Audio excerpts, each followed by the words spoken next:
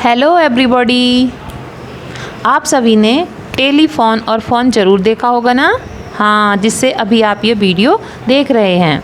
क्या कभी आपने सोचा कि टेलीफोन या फ़ोन की खोज किसने की? जी हाँ, कुछ बच्चे जानते भी होंगे, अलेक्जेंडर ग्राहम बेल ने। चलिए आज इसी से संबंधित मैं आपको एक आर्टिकल सुनाती हूँ। ग्राहम का जन्म 3 मार्च 1847 में स्कॉटलैंड में हुआ था।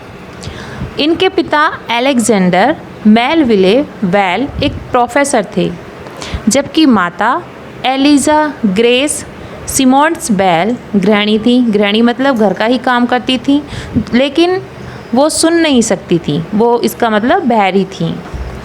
ग्राहम के 2 भाई थे, लेकिन उन दोनों की बीमारी के चलते हुए कम उम्र में ही मौत हो गई थी। ग्राहम के पिता गूंगे और बहरे लोगों को पढ़ाया करते थे।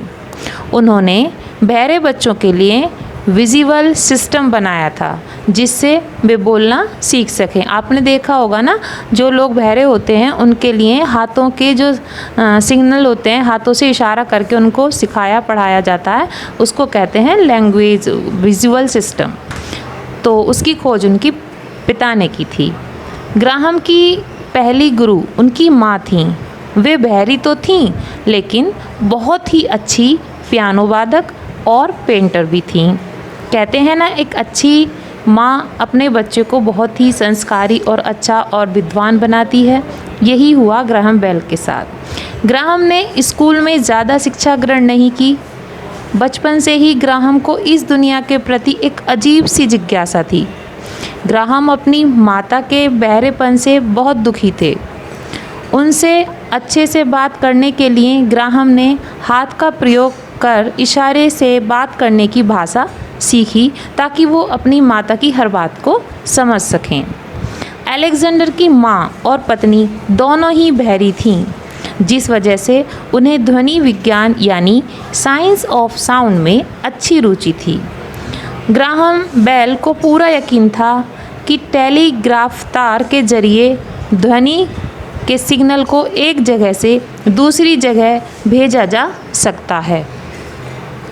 लगातार शोध व प्रयोग करने के बाद 10 मार्च 1876 के दिन ग्राहम बेल अपने कमरे में थे और उनके सहायक वाटसन दूसरी मंजिल पर अपना काम कर रहे थे।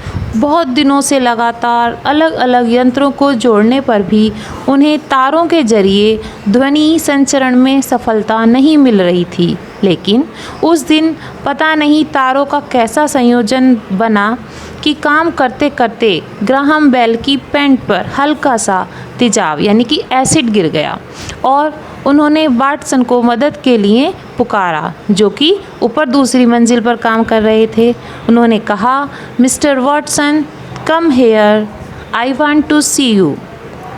जब उन्होंने उनको पुकारा, उनके पास रखे यंत्र से जब ये आवाज़ आई, तो यह दोनों व्यक्तियों के बीच पहली बार टेलीफोन पर की गई बात थी। देखा आपने, यानी कि हम किसी भी काम को करें और उसमें हम लगातार, अगर हमें कई बार असफलता भी मिलती है, लेकिन लास्ट में हमें सफलता ज़रूर मिलती है। जैसे कि कहा गया है कि नन्ही चींटी जब दाना लेकर चलती है, नन्ही चींटी जब दाना लेकर चलती है, चढ़ती दीवारों पर 100 बार फिसलती है।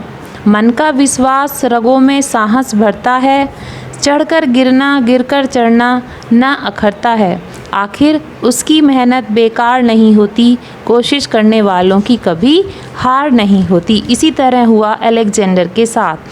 और उस दिन टेलीफोन की खोज के तुरंत बाद ही अलेक्जेंडर ग्राहम बेल ने इसका पेटेंट करवा लिया और 1877 में एक टेलीफोन कंपनी खोली और जल्द ही बहुत अमीर बन गए। आज के समय में ग्राहम बेल की कंपनी AT&T के नाम से जानी जाती है। दोस्तों, मुझे पक्का यकीन है आपको ये आर्टिकल अच्छा लगा होगा।